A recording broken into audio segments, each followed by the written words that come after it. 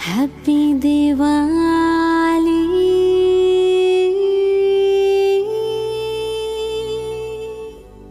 Happy Diwali.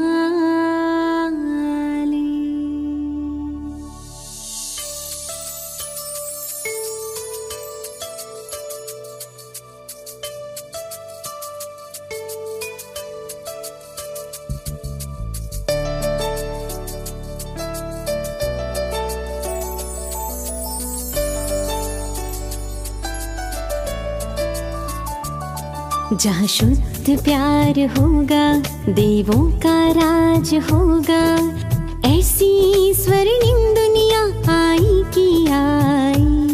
जहाँ शुद्ध प्यार होगा, देवों का राज होगा, ऐसी स्वर्णिम दुनिया आई की आई। दिवाली आई, स्वर्ण युग लाई, झूमो नाचो गाओ मेरे संग। हो दिवाली आई, स्वर्ण युग लाई, झूमो नाचो गाओ मेरे संग। हो happy Diwali, happy Diwali, happy Diwali.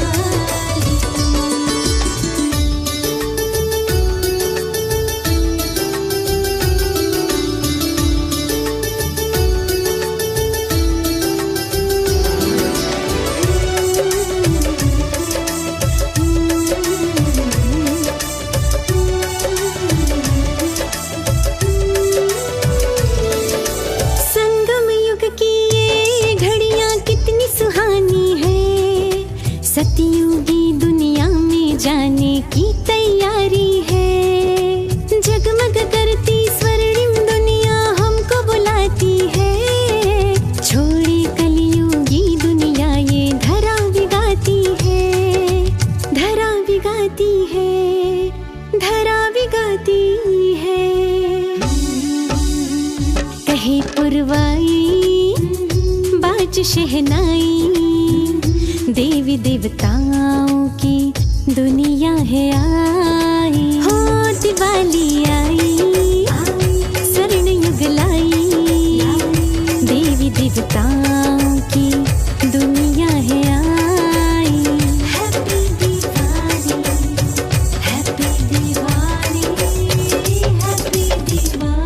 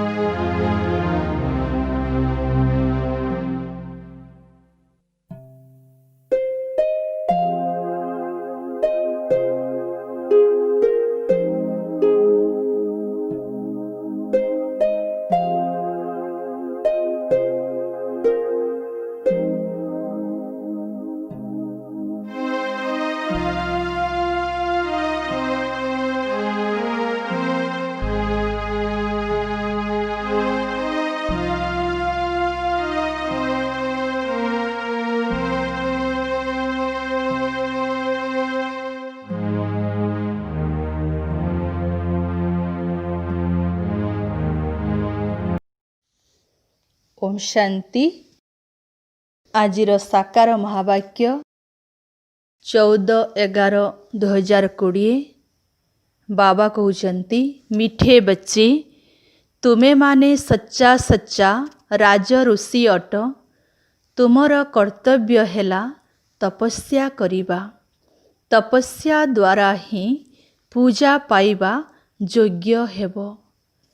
आजिर प्रश्न, केउ पुरुषार्थ सदा काल पाई तुमको पूजन योग्य करि देउछि? उत्तर, आत्मार ज्योति जाग्रत करिबा अथवा तमो प्रधान आत्मा को शतो प्रधान करिबार पुरुषार्थ कर। तेबे सदा काल पाई पूजा पाइबा योग्य होई जीवो। जेउमाने वर्तमान अवहेला करिबे सेमाने बहुत कांदिबे। जदि पुरुषार्थ करी पास न हेल, धर्मराजंक द्वारा दंडित हेल, तेबे दंड पाउथिबा आत्मा पूजा पाई पारिबे नाही। जिए दंड भोग करिबे सेमाने लज्जारे मुंड टेकी पारिबे नाही। ओम शांति। आत्मा मानंकु आत्मार पिता बसी बुझाउछंती। प्रथमे प्रथमे कहउछंती, निजकु आत्मा निश्चय कर। प्रथमे आत्मा परे शरीर। जेउठी भी हेउ, प्रदर्शनी अथवा म्यूजियम रे, क्लास रे, प्रथमे प्रथमे एही सावधानी देबाकु हेबो जे निजकु आत्मा भाबी बाबांकु मने पकाओ। पिला माने जेतेबेले क्लास रे बसुछंती, समस्ते देही अभिमानी होई बसु नाहांती। एठारे बसिथिले मध्य बुद्धि कुआडे कुआडे चाली जाउछि। सत्संग मानंकरे मध्य जे पर्यंत साधु आदि न आसीथांती से पर्यंत बसी कौन करिथांती? मनरे कौनसी ना कौनसी विचार चालू थाए। पुणी साधु आसीगला परे कथा आदि सुनिबारे लागि जांती। बाबा बुझाउछंती, एसबु हेला भक्ति मार्गर शुणिबा सुनाइबार कथा। बाबा बुझाउछंती, एसबु हेउछि कृत्रिम अर्थात स्मारकी मात्र। एथिरे किछि भी सारांश नाही। दीपावली को मध्य स्मारकी रूपरे पालन करुछंती। बाबा बुझाइछंती, ज्ञानर तृतीय नेत्र खोलिबा दरकार, जेपरी घरे घरे प्रकाश हेबो। एबे तो घरे घरे अंधकार ही अंधकार रहिछि। एसबु बाहरर प्रकाश। तुमे निजर ज्योति को जाग्रत करिबा पाई बिल्कुल शांत होई बसुछ। पिलामाने जानिछंती जे स्वधर्मरे स्थित रहिले पाप कटिजिव। जन्म जन्मांतरर पाप एही जोगर यात्रा द्वारा ही कटिब। वर्तमान आत्मार ज्योति लिभि जाइछि ना। शक्ति रूपी पेट्रोल शेष होई जाइछि। ताहा पुणी भरी जीव काहीकिना आत्मा पवित्र होई जाउछि। केते राति दिनर फरक रहिछि। एबे लक्ष्मीकर केते पूजा हेउछि। केतेक संतान लेखुछंती, लक्ष्मी बड़ ना माँ सरस्वती बड़। लक्ष्मी तो जणे जिए कि श्री नारायणकर जुगल। तेणु महालक्ष्मी को पूजा करिबा समयरे चारोटी भुजा देखाई थांती। एथिरे उभय आसी जाउछंती। वास्तवरे ताहाकु लक्ष्मी नारायणकर पूजा कहाजाए। सिए चतुर्भुज अटंती ना। दुई जण एकत्र अछंती, किंतु मनुष्य किछि हेले बुझु नाहांती। बेहदर बाबा कहउछंती, वर्तमान समस्ते अज्ञानी होई जाइछंती। लौकिक पिता केबे सारा दुनियार संतान मानंकु कोन अज्ञान बोली कहिबे कि? एबे तुमे माने जानुछ विश्वर पिता किए। सिए निजे एठाकु आसी कहउछंती, ମୁଁ ସମସ୍ତ ଆତ୍ମାମାନଙ୍କର ପିତା। ତୁମେ ସମସ୍ତେ ମୋର ସନ୍ତାନ ଅଟ। ସାଧୁମାନେ ତ କହିଦେବେ ସମସ୍ତେ ଭଗବାନ ହିଁ ଭଗବାନ ଅଟନ୍ତି। ତୁମେ ଜାଣିଛ ଆମ ଆତ୍ମାମାନଙ୍କୁ ବେହଦର ବାବା ବେହଦର ଜ୍ଞାନ ବୁଝାଉଛନ୍ତି। ମନୁଷ୍ୟମାନଙ୍କର ତ ଦେହ ଅଭିମାନ ରହୁଛି, ମୁଁ ଅମୁକ ଅଟେ। ଶରୀରର ଯେଉଁ ନାମ ରହିଛି ସେହି ଅନୁସାରେ ଚାଲୁଛନ୍ତି। ବାସ୍ତବରେ ଶିବ ବାବା ତ ନିରାକାର ପରମ ଆତ୍ମା ଅଟନ୍ତି। ସେହି ପରମ ଆତ୍ମାଙ୍କର ନାମ ହେଲା ଶିବ। ଏକମାତ୍ର ଶିବ ବାବାଙ୍କର ହିଁ ଆତ୍ମା ଉପରେ ନାମ ରଖାଯାଇଛି। ବାସ୍ ସେ ହେଉଛନ୍ତି ପରମ ଆତ୍ମା ଅର୍ଥାତ୍ ପରମାତ୍ମା। ତାଙ୍କର ନାମ ହେଲା ଶିବ। ବାକି ଯେଉଁ ଢେର ସବୁ ଆତ୍ମା ଅଛନ୍ତି ସେମାନଙ୍କର ଶରୀରର ନାମ ରହିଛି। ଶିବ ବାବା ଏଠାରେ ରହୁନାହାନ୍ତି, ସେ ତ ପରମ ଧାମରୁ ଏଠାକୁ ଆସୁଛନ୍ତି। ଶିବ ଅବତରଣର ଗାୟନ ମଧ୍ୟ ରହିଛି। ଏବେ ବାବା ତୁମମାନଙ୍କୁ ବୁଝାଉଛନ୍ତି ସମସ୍ତ ଆତ୍ମାମାନେ ଏଠାକୁ ଅଭିନୟ କରିବାକୁ ଆସୁଛନ୍ତି। ଏଠାରେ ବାବାଙ୍କର ମଧ୍ୟ ଅଭିନୟ ରହିଛି। ବାବା ତ ଏଠାରେ ବହୁତ ବଡ଼ କାମ କରୁଛନ୍ତି। ଯଦି ଅବତାର ମାନୁଛନ୍ତି ତେବେ ତାଙ୍କର ଛୁଟି ଦିନ ଏବଂ ଷ୍ଟାମ୍ପ ଆଦି ହେବା ଦରକାର। ସବୁ ଦେଶରେ ଛୁଟି ଦିନ ହେବା ଉଚିତ, କାହିଁକିନା ବାବା ତ ସମସ୍ତଙ୍କର ସଦ୍ଗତି ଦାତା ଅଟନ୍ତି ନା। କିନ୍ତୁ ତାଙ୍କର ଜନ୍ମଦିନ ଏବଂ ଫେରିଯିବାର ତିଥି ତାରିଖ ଆଦି ଜଣାପଡ଼ିବ ନାହିଁ, କାରଣ ସେ ତ ନ୍ୟାରା ଅଟନ୍ତି। ସେଥିପାଇଁ କେବଳ ଶିବରାତ୍ରି ବୋଲି କହିଦେଉଛନ୍ତି। ଏକଥା ମଧ୍ୟ ତୁମେମାନେ ଜାଣିଛ, ଅଧାକଳ୍ପ ବେହଦର ଦିନ ଏବଂ ଅଧାକଳ୍ପ ବେହଦର ରାତି ହେଉଛି। ରାତ୍ରି ପୂରା ହୋଇ ପୁଣି ଦିନ ଆସୁଛି। ମଝି ସମୟରେ ବାବା ଆସୁଛନ୍ତି। ଏହା ତ ସଠିକ୍ ସମୟ ଅଟେ। ପିଲା ଜନ୍ମ ହେଲେ ମ୍ୟୁନିସିପାଲିଟିରେ ପଞ୍ଜୀକରଣ କରିଥାନ୍ତି। ପୁଣି 6 ଦିନ ପରେ ତା'ର ନାମ ରଖିଥାନ୍ତି, ଯାହାକୁ ନାମକରଣ ଦିବସ ବୋଲି କୁହାଯାଇଥାଏ। କେହି ପୁଣି ଷଠୀ ବୋଲି କହିଥାନ୍ତି। ଭାଷା ବହୁତ ତ ରହିଛି ନା। ଲକ୍ଷ୍ମୀଙ୍କର ପୂଜାରେ ବାଣ ଫୁଟାଇଥାନ୍ତି। ତୁମେ ପଚାରିପାରିବ ଯେ ଲକ୍ଷ୍ମୀଙ୍କର ଯେଉଁ ପର୍ବ ଆପଣମାନେ ପାଳନ କରୁଛନ୍ତି ସେ କେବେ ସିଂହାସନରେ ବସିଥିଲେ? ସିଂହାସନରେ ବସିବାର ରାଜ୍ୟ ଅଭିଷେକ ଉତ୍ସବ ପାଳନ କରିଥାନ୍ତି। ତାଙ୍କର ଜନ୍ମଦିନ ପାଳନ କରିନଥାନ୍ତି। ଲକ୍ଷ୍ମୀଙ୍କର ଚିତ୍ରକୁ ଥାଳିରେ ରଖି ତାଙ୍କଠାରୁ ଧନ ମାଗିଥାନ୍ତି। ବାସ୍, ଆଉ କିଛି ମାଗିନଥାନ୍ତି। ମନ୍ଦିରକୁ ଯାଇ ତାଙ୍କଠାରୁ ଯଦିଓ କିଛି ମାଗିଥାନ୍ତି, କିନ୍ତୁ ଦୀପାବଳି ଦିନ ତ କେବଳ ପଇସା ମାଗିଥାନ୍ତି। ବାସ୍ତବରେ ସିଏ କ'ଣ ପଇସା ଦେଇଥାନ୍ତି କି? ଏହା ଯେପରି ଏକ ଭାବନା ରହିଛି। ଯଦି କେହି ଶୁଦ୍ଧ ଭାବନା ନେଇ ପୂଜା କରନ୍ତି ତେବେ ତାଙ୍କୁ ଅଳ୍ପକାଳ ପାଇଁ ଧନ ମିଳିଯାଇପାରିବ, କିନ୍ତୁ ଏହା ହେଉଛି ଅଳ୍ପକାଳର ସୁଖ। ତେବେ କେଉଁଠି ତ ସ୍ଥାୟୀ ସୁଖ ମଧ୍ୟ ଥିବ ନା। ସ୍ୱର୍ଗ ବିଷୟରେ ତ ତାଙ୍କୁ କିଛି ଜଣା ହିଁ ନାହିଁ। ଏଠାରେ ସ୍ୱର୍ଗ ସହିତ ଆଉ କେହି ତୁଳନୀୟ ହୋଇପାରିବେ ନାହିଁ। ତୁମେ ଜାଣିଛ, ଅଧାକଳ୍ପ ଜ୍ଞାନ ଅଧାକଳ୍ପ ଭକ୍ତି ଚାଲୁଛି, ପୁଣି ବୈରାଗ୍ୟ ଆସୁଛି। ବାବା ବୁଝାଉଛନ୍ତି ଏହା ହେଉଛି ପୁରୁଣା ଛିଛି ଦୁନିଆ ଅର୍ଥାତ୍ ବିକାରୀ ଦୁନିଆ। ସେଥିପାଇଁ ନୂଆ ଦୁନିଆ ଦରକାର ଏବଂ ସେହି ନୂଆ ଦୁନିଆକୁ ବୈକୁଣ୍ଠ କୁହାଯାଉଛି। ତାକୁ ହେଭେନ୍, ପାରାଡାଇଜ୍ ମଧ୍ୟ କୁହାଯାଉଛି। ଏହି ଡ୍ରାମାର ପାର୍ଟଧାରୀମାନେ ମଧ୍ୟ ଅବିନାଶୀ। ତୁମେ ଜାଣୁଛ ଯେ ଆମେ ଆତ୍ମାମାନେ ଏଠାରେ କିପରି ଅଭିନୟ କରୁଛୁ?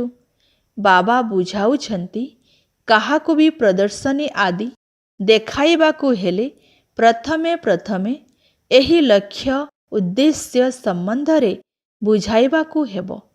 ଦ୍ୱିତୀୟରେ, ଜୀବନ ମୁକ୍ତି କିପରି ମିଳୁଛି? ଜନ୍ମ ମରଣର ଚକ୍ରରେ ତ ନିଶ୍ଚୟ ଆସିବାକୁ ପଡ଼ିବ। ତୁମେ ସିଢ଼ି ଚିତ୍ର ଉପରେ ବହୁତ ଭଲ ଭାବରେ ବୁଝାଇ ପାରିବ। ରାବଣ ରାଜ୍ୟରେ ହିଁ ଭକ୍ତି ଆରମ୍ଭ ହେଉଛି। ସତ୍ୟଯୁଗରେ ଭକ୍ତିର ଚିହ୍ନ ବର୍ଣ୍ଣ ମଧ୍ୟ ରହିବ ନାହିଁ। ଜ୍ଞାନ ଏବଂ ଭକ୍ତି ଉଭୟ ଅଲଗା ଅଟେ ନା। ଏବେ ତୁମର ଏହି ପୁରୁଣା ଦୁନିଆ ପ୍ରତି ବୈରାଗ୍ୟ ଆସୁଛି। ତୁମେ ଜାଣିଛ ଯେ ଏହି ପୁରୁଣା ଦୁନିଆ ଏବେ ସମାପ୍ତ ହୋଇଯିବ। ବାପା ସର୍ବଦା ପିଲାମାନଙ୍କର ସୁଖଦାୟୀ ହିଁ ହୋଇଥାନ୍ତି। ପୁଅ ପାଇଁ ବାପା କେତେ ମୁଣ୍ଡ ପିଟିଥାନ୍ତି। ପୁଅ ପାଇଁ ହିଁ ଗୁରୁଙ୍କ ପାଖକୁ ଯାଇଥାନ୍ତି, ସାଧୁମାନଙ୍କ ପାଖକୁ ଯାଇଥାନ୍ତି। କେମିତି ବି ହେଉ ପୁଅଟିଏ ଜନ୍ମ ହେଉ। ସେମାନେ ଭାବନ୍ତି ଯେ ପୁଅ ହେଲେ ତାଙ୍କୁ ସମ୍ପତ୍ତି ଦେଇଯିବୁ, ତାକୁ ଉତ୍ତରାଧିକାରୀ କରିବୁ। ତେଣୁ ବାବା କେବେ ପିଲାମାନଙ୍କୁ ଦୁଃଖ ଦେବେ କି? ଏହା ଅସମ୍ଭବ। ତୁମେ ମାତା ପିତା କହି କେତେ ରଡ଼ି ମାରୁଛ। ତେଣୁ ପିଲାମାନଙ୍କର ଆତ୍ମିକ ପିତା ସମସ୍ତଙ୍କୁ ସୁଖର ରାସ୍ତା ହିଁ ବତାଉଛନ୍ତି। ଏକମାତ୍ର ବାବା ହିଁ ସୁଖ ଦେଉଛନ୍ତି। ବାବା ହିଁ ଦୁଃଖହର୍ତ୍ତା ସୁଖକର୍ତ୍ତା ଅଟନ୍ତି। ଏହି ବିନାଶ ମଧ୍ୟ ସୁଖ ପାଇଁ, ନଚେତ୍ ମୁକ୍ତି ଜୀବନ ମୁକ୍ତି କିପରି ପାଇବେ? କିନ୍ତୁ ଏକଥା ମଧ୍ୟ କେହି କ'ଣ ବୁଝୁଛନ୍ତି କି? ଏଠାରେ ତ ସମସ୍ତେ ଗରିବ ଅବଳା, ଯେଉଁମାନେ କି ନିଜକୁ ଆତ୍ମା ନିଶ୍ଚୟ କରିପାରିବେ। ବାକି ବଡ଼ ଲୋକମାନଙ୍କର ଦେହର ଅଭିମାନ ଏତେ ପକ୍କା ହୋଇଗଲାଣି ଯେ ସେ କଥା ନ ପଚାରିଲେ ଭଲ। ବାବା ବାରମ୍ବାର ବୁଝାଉଛନ୍ତି, ତୁମେ ହେଲ ରାଜଋଷି। ଋଷି ସର୍ବଦା ତପସ୍ୟା କରିଥାନ୍ତି। ସେମାନେ ତ ବ୍ରହ୍ମଙ୍କୁ, ତତ୍ତ୍ୱକୁ ମନେ ପକାଇଥାନ୍ତି, ଅଥବା କେହି କାଳୀ ଆଦିଙ୍କୁ ମଧ୍ୟ ମନେ ପକାଉଥିବେ। ବହୁତ ସନ୍ନ୍ୟାସୀ ମଧ୍ୟ ମା କାଳୀଙ୍କୁ ପୂଜା କରିଥାନ୍ତି, ମା କାଳୀ କହି ଡାକିଥାନ୍ତି। ବାବା କହୁଛନ୍ତି, ବର୍ତ୍ତମାନ ସମସ୍ତେ ବିକାରୀ। କାମଚିତା ଉପରେ ବସି ସବୁ କଳା ହୋଇଯାଇଛନ୍ତି। ମା, ବାପା, ସନ୍ତାନ ସମସ୍ତେ କଳା ହୋଇଯାଇଛନ୍ତି। ଏହା ବେହଦର କଥା। ସତ୍ୟ ଯୁଗରେ କେହି ବି କଳା ନଥାନ୍ତି। ସେଠାରେ ସମସ୍ତେ ଗୋରା। ପୁଣି ଶ୍ୟାମଳ କେବେ ହେଉଛନ୍ତି? ଏକଥା ତୁମକୁ ବାବା ବୁଝାଉଛନ୍ତି। ଅଳ୍ପ ଅଳ୍ପ ପତିତ ହୋଇ ଶେଷରେ ବିଲକୁଲ ହିଁ କଳା ହୋଇଯାଆନ୍ତି। ବାବା କହୁଛନ୍ତି, ରାବଣ କାମ ଚିତାରେ ଚଢ଼ାଇ ବିଲକୁଲ କଳା କରିଦେଉଛି। ଏବେ ପୁଣି ତୁମମାନଙ୍କୁ ମୁଁ ଜ୍ଞାନ ଚିତା ଉପରେ ବସାଉଛି। ଆତ୍ମାକୁ ହିଁ ପବିତ୍ର ହେବାକୁ ପଡ଼ୁଛି। ବର୍ତ୍ତମାନ ପତିତ ପାବନ ବାବା ଆସି ପବିତ୍ର କରିବାର ଯୁକ୍ତି ବତାଉଛନ୍ତି। ପାଣି କ'ଣ ଉପାୟ ବତାଇବ? କିନ୍ତୁ ତୁମେ କାହାକୁ ବୁଝାଇଲେ କୋଟିକରେ କେହି ଜଣେ ବୁଝୁଛନ୍ତି ଏବଂ ଉଚ୍ଚପଦ ପାଉଛନ୍ତି। ବର୍ତ୍ତମାନ ତୁମେମାନେ ବାବାଙ୍କଠାରୁ ନିଜର 21 ଜନ୍ମ ପାଇଁ ବର୍ଷା ନେବାକୁ ଆସିଛ। ଆଗକୁ ଗଲେ ତୁମକୁ ବହୁତ ସାକ୍ଷାତକାର ହେବ। ତୁମକୁ ନିଜର ପାଠପଢ଼ା ବିଷୟରେ ସବୁ ଜଣାପଡ଼ିଯିବ। ଯେଉଁମାନେ ଏବେ ଅବହେଳା କରୁଛନ୍ତି ସେମାନେ ବହୁତ କାନ୍ଦିବେ। ବହୁତ ଦଣ୍ଡ ମଧ୍ୟ ରହିଛି ନା। ପୁଣି ପଦ ମଧ୍ୟ ଭ୍ରଷ୍ଟ ହୋଇଯିବ। ମୁହଁ ଉଚ୍ଚ କରିପାରିବେ ନାହିଁ। ସେଥିପାଇଁ ବାବା କହୁଛନ୍ତି, ମଧୁର ସନ୍ତାନମାନେ ପୁରୁଷାର୍ଥ କରି ପାସ୍ ହୋଇଯାଅ। ଯେପରି କୌଣସି ପ୍ରକାରର ଦଣ୍ଡ ଭୋଗିବାକୁ ନ ପଡ଼େ, ତେବେ ଯାଇ ପୂଜା ଯୋଗ୍ୟ ହୋଇପାରିବ। ଦଣ୍ଡ ଭୋଗ କଲେ କ'ଣ ପୂଜା ହେବ କି? ସେଥିପାଇଁ ତୁମମାନଙ୍କୁ ବହୁତ ପୁରୁଷାର୍ଥ କରିବାକୁ ପଡ଼ିବ।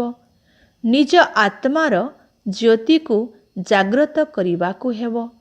ଏବେ ଆତ୍ମା ତମୋ ପ୍ରଧାନ ହୋଇଯାଇଛି, ଯାହାକୁ ସତୋ ପ୍ରଧାନ କରିବାକୁ ହେବ। ଆତ୍ମା ରୂପରେ ହେଉଛି ବିନ୍ଦୁ, ଏକ ତାରକା ସଦୃଶ। ଏହାର ଆଉ କୌଣସି ନାମ ରଖାଯାଇପାରିବ ନାହିଁ। ଏକଥା ପିଲାମାନଙ୍କୁ ବୁଝାଯାଇଛି ଏବଂ ଏହାର ସାକ୍ଷାତକାର ମଧ୍ୟ ହୋଇଛି। ସ୍ୱାମୀ ବିବେକାନନ୍ଦ ଏବଂ ରାମକୃଷ୍ଣ ପରମହଂସଙ୍କର ମଧ୍ୟ ଦୃଷ୍ଟାନ୍ତ ରହିଛି। ବିବେକାନନ୍ଦ ଦେଖିଲେ ଯେ ରାମକୃଷ୍ଣଙ୍କ ଭିତରୁ ଗୋଟିଏ ଲାଇଟ୍ ବାହାରିଲା, ତେବେ ଆତ୍ମା ହିଁ ତ ବାହାରିଯାଏ ନା। ସେ ଭାବିଲେ ଏହା ମୋ ଭିତରେ ପଶିଗଲା। ବାସ୍ତବରେ ଆତ୍ମା ଅନ୍ୟ ଜଣଙ୍କଠାରେ ମିଶିଯାଇପାରିବ କି? ଆତ୍ମା ତ ଯାଇ ଅନ୍ୟ ଶରୀର ନେଇଯାଏ। ଶେଷ ସମୟରେ ତୁମେମାନେ ବହୁତ ସାକ୍ଷାତକାର କରିବ। ନାମ ଏବଂ ରୂପଠାରୁ ଅଲଗା କୌଣସି ଜିନିଷ ହିଁ ନାହିଁ। ଆକାଶ ପୋଲାର ଅଟେ, ଏହାର ମଧ୍ୟ ନାମ ରହିଛି। ଏବେ ଏକଥା ତ ପିଲାମାନେ ଜାଣିଛନ୍ତି ଯେ କଳ୍ପକଳ୍ପ ଯେଉଁ ସ୍ଥାପନା ହୋଇ ଆସିଛି ତାହା ତ ନିଶ୍ଚିତ ହେବ।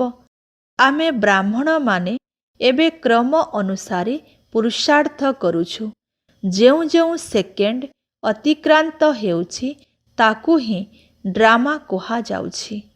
ସାରା ଦୁନିଆର ଚକ୍ର ଘୂରି ଚାଲିଛି।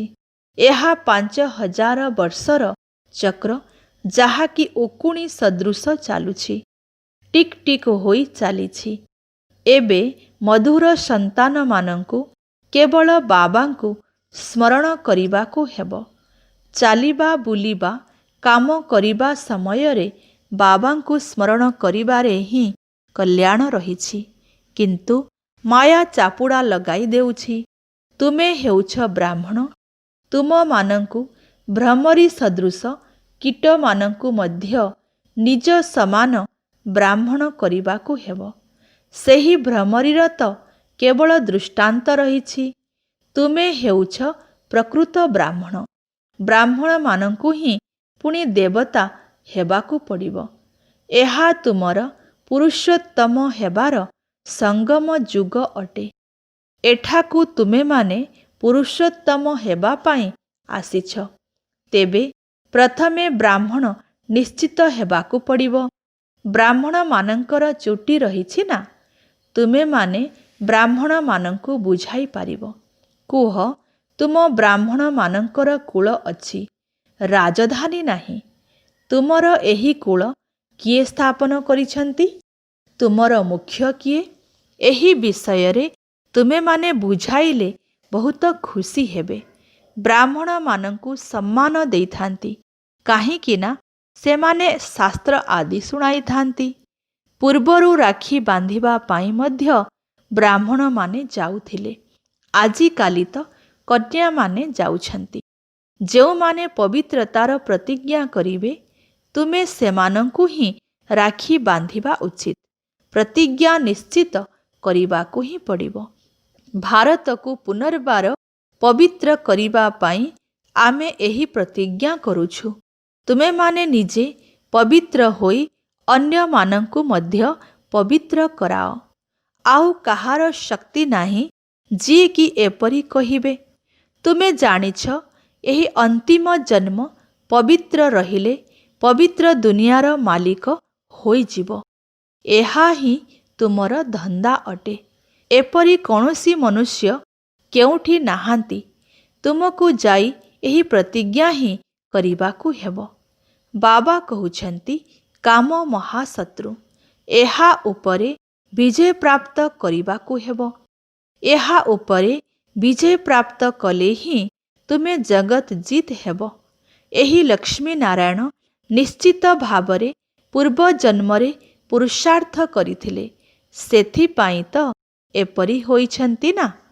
ଏବେ ତୁମେ କହିପାରିବ କେଉଁ କର୍ମ ଦ୍ୱାରା ଏମାନଙ୍କୁ ଏହି ପଦ ମିଳିଛି? ଏଥିରେ ଦ୍ୱନ୍ଦ୍ୱର କୌଣସି କଥା ହିଁ ନାହିଁ। ତୁମେମାନେ ଦୀପାବଳିରେ ଖୁସି ହେଉନାହଁ। ତୁମେ ତ ଖୁସି ହେଉଛ ଆମେ ବାବାଙ୍କର ହୋଇଛୁ, ତାଙ୍କଠାରୁ ବର୍ଷା ପାଉଛୁ। ଭକ୍ତି ମାର୍ଗରେ ମନୁଷ୍ୟ କେତେ ଖର୍ଚ୍ଚ କରୁଛନ୍ତି, କେତେ କ୍ଷତି ମଧ୍ୟ ହୋଇଯାଉଛି, ନିଆଁ ଲାଗିଯାଉଛି, କିନ୍ତୁ କିଛି ହେଲେ ବୁଝୁନାହାନ୍ତି। ତୁମେମାନେ ଜାଣିଛ ବର୍ତ୍ତମାନ ଆମେ ପୁନର୍ବାର ନିଜର ନୂଆ ଘରକୁ ଯିବୁ। ଚକ୍ର ପୁଣି ଅବିକଳ ପୁନରାବୃତ୍ତି ହେବ। ଏହା ବେହଦର ଚଳଚ୍ଚିତ୍ର ଅଟେ, ବେହଦର ସ୍ଲାଇଡ୍ ଅଟେ। ତୁମେମାନେ ବେହଦର ବାବାଙ୍କର ହୋଇଛ, ତେଣୁ ଅପାର ଖୁସି ହେବା ଉଚିତ। ଆମେ ବାବାଙ୍କ ଠାରୁ ସ୍ୱର୍ଗର ବର୍ଷା ନିଶ୍ଚିତ ନେବୁ। ବାବା କହୁଛନ୍ତି ପୁରୁଷାର୍ଥ ଦ୍ୱାରା ଯାହା ଚାହୁଁଛ ତାହା ନିଅ। ତୁମକୁ ପୁରୁଷାର୍ଥ ନିଶ୍ଚିତ କରିବାକୁ ହେବ। ପୁରୁଷାର୍ଥ ଦ୍ୱାରା ହିଁ ତୁମେ ଉଚ୍ଚ ହୋଇପାରିବ। ଏହି ବୁଢ଼ା ବାବା ଏତେ ଉଚ୍ଚ ହୋଇପାରିଲେ, ତୁମେମାନେ କାହିଁକି ହୋଇପାରିବ ନାହିଁ? ଆଚ୍ଛା, ମିଠା ମିଠା ଶିକିଲଧେ ସନ୍ତାନମାନଙ୍କ ପ୍ରତି ମାତା ପିତା ବାପ ଦାଦାଙ୍କର ମଧୁର ସ୍ନେହଭରା ସ୍ମୃତି ଏବଂ ସୁପ୍ରଭାତ। ଆତ୍ମିକ ପିତାଙ୍କର ଆତ୍ମିକ ସନ୍ତାନମାନଙ୍କୁ ନମସ୍ତେ। ଆତ୍ମିକ ସନ୍ତାନମାନଙ୍କର ଆତ୍ମିକ ପିତାଙ୍କୁ ନମସ୍ତେ। ଧାରଣା ପାଇଁ ମୁଖ୍ୟ ସାରାଂଶ। 1 ନମ୍ବର, ବାବା ଯେପରି ସନ୍ତାନମାନଙ୍କ ପ୍ରତି ସୁଖଦାୟୀ ଅଟନ୍ତି, ସେହିପରି ସୁଖଦାୟୀ ହେବାକୁ ପଡ଼ିବ। ସମସ୍ତଙ୍କୁ ମୁକ୍ତି ଜୀବନ ମୁକ୍ତିର ରାସ୍ତା ବତାଇବାକୁ ହେବ। 2 ନମ୍ବର, ଦେହୀ ଅଭିମାନୀ ହେବା ପାଇଁ ତପସ୍ୟା କରିବାକୁ ହେବ। ଏହି ପୁରୁଣା ଛିଛି ଦୁନିଆରୁ ବେହଦର ବୈରାଗୀ ହେବାକୁ ପଡ଼ିବ। ଆଜିର ବରଦାନ, ଦିବ୍ୟ ଗୁଣର ଆବାହନ ଦ୍ୱାରା ସର୍ବ ଅବଗୁଣ ଗୁଡ଼ିକୁ ଆହୁତି ଦେଇ ସନ୍ତୁଷ୍ଟ ଆତ୍ମା ହୁଅ। ବିସ୍ତାର, ଯେପରି ଦୀପାବଳିରେ ବିଶେଷ ଭାବରେ ସ୍ୱଚ୍ଛତା ଉପରେ ଧ୍ୟାନ ଦେବା ସହିତ ସାରା ବର୍ଷର ଆୟ ଉପରେ ମଧ୍ୟ ଧ୍ୟାନ ଦେଇଥାନ୍ତି, ସେହିପରି ତୁମେମାନେ ମଧ୍ୟ ସବୁ ପ୍ରକାରର ସ୍ୱଚ୍ଛତା ସହିତ ରୋଜଗାର ଅର୍ଥାତ୍ ଭବିଷ୍ୟତ ପାଇଁ ପ୍ରାରବ୍ଧ ଜମା କରିବାର ଲକ୍ଷ୍ୟ ରଖି ସନ୍ତୁଷ୍ଟ ଆତ୍ମା ହୁଅ। କାରଣ ସନ୍ତୁଷ୍ଟତା ଦ୍ୱାରା ହିଁ ସର୍ବ ଦିବ୍ୟ ଗୁଣର ଆବାହନ କରିପାରିବ, ଯାହାଦ୍ୱାରା ଆପେ ଆପେ ଅବଗୁଣ ଗୁଡ଼ିକର ଆହୁତି ଅର୍ଥାତ୍ ସ୍ୱାହା ହୋଇଯିବ। ଆତ୍ମା ଭିତରେ ଯେଉଁ ସବୁ ଦୋଷ, ଦୁର୍ବଳତା, ନିର୍ବଳତା, କୋମଳତା ରହିଯାଇଛି, ସେଗୁଡ଼ିକୁ ସମାପ୍ତ କରି ଏବେ ନୂତନ ଖାତା ଆରମ୍ଭ କର ଏବଂ ନୂତନ ସଂସ୍କାର ରୂପକ ନୂତନ ବସ୍ତ୍ର ଧାରଣ କରି ସଚ୍ଚା ଦୀପାବଳି ପାଳନ କର। ଆଜିର ସ୍ଲୋଗାନ, ଯଦି ସ୍ୱମାନର ଆସନ ଉପରେ ସର୍ବଦା ସ୍ଥିତ ରହିବାକୁ ଚାହୁଁଛ, ତେବେ ଦୃଢ଼ ସଂକଳ୍ପର ବେଲ୍ଟକୁ ଭଲ ଭାବରେ ବାନ୍ଧି ଦିଅ। ଆଚ୍ଛା, ଓମ୍ ଶାନ୍ତି।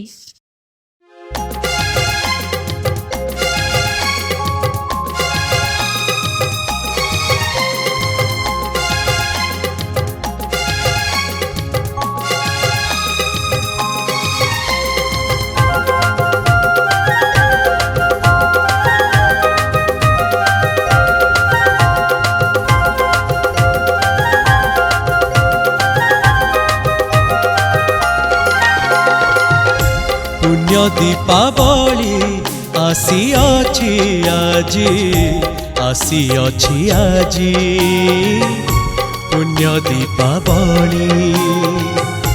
आत्मदीप जेबे जागी उठिब, हटिब ए धरा धामु अज्ञान काली।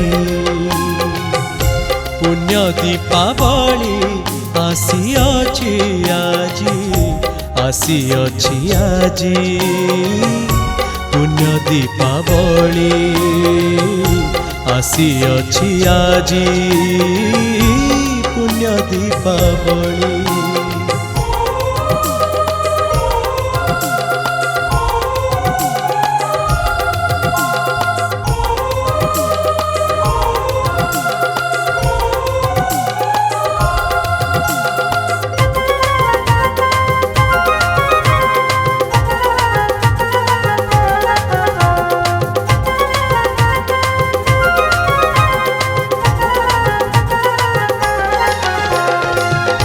सरिया से आत्मा महक कलप से सरे देख अतीत कलप गाथा जाति किछि मथा।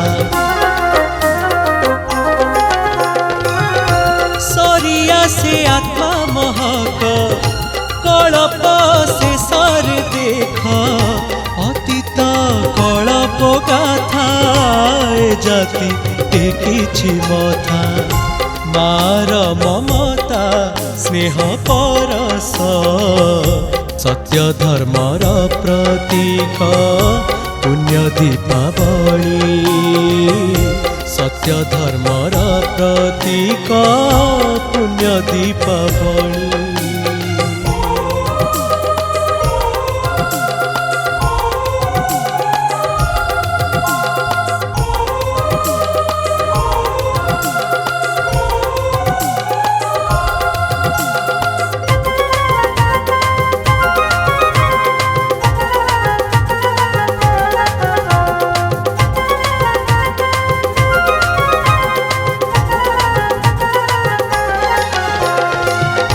माँ लक्ष्मी धन बरसी सचराचर तोषी ज्ञानर दीपक जलाई अमा अंधकार दूरेई। माँ लक्ष्मी धन बरसी सचराचर तोषी ज्ञानर दीपक जलाई अमा अंधकार दूरेई। स्वर्णिम जुगर सुख बारता आनिछि पुण्य दीपा